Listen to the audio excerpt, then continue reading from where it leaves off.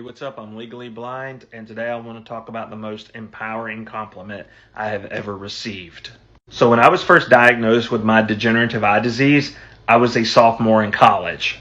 And because this happened at this time in my life, a lot of me navigating the world with this newfound knowledge about my degenerative eye disease, I did that by myself. This wasn't something that happened in elementary school or middle school where I would have IEPs and then, my parents would be there every afternoon and every morning to drop me off and pick me up from school. And, they would be there to support me every single step of the way. I was basically figuring this out on my own. And don't get it twisted. I'm not saying my parents weren't supportive. I'm just saying that they were not physically there with me throughout that journey. They were supportive through phone calls, text messages, and if I ever needed to go back home, my dad would drive up to the college, pick me up, and then take me back home, and I would stay with them for the weekend or hang out with friends back in my hometown if we ever wanted to get together. But one weekend, I had my parents come to campus, spend a weekend with me, and kind of see how I lived life and the people I interacted with, and just let them see a little bit about what I've been doing for the past 4 years. So we attended some campus shows, they got dinner with my friends, they met members of my fraternity, and that's when my mom said something to me that was way more empowering than I think she ever knew it would be.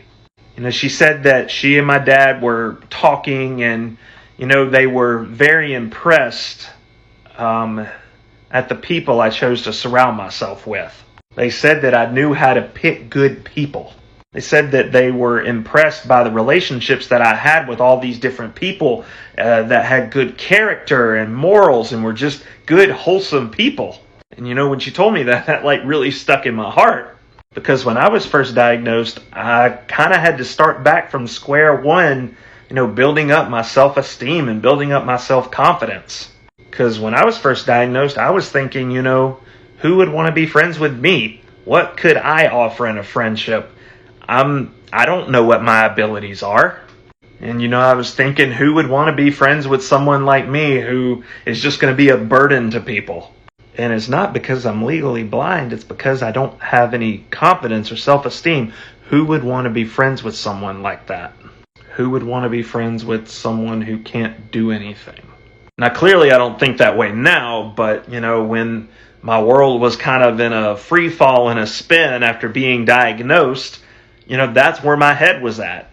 And to go from that person who thought he was not worthy of friendship and forging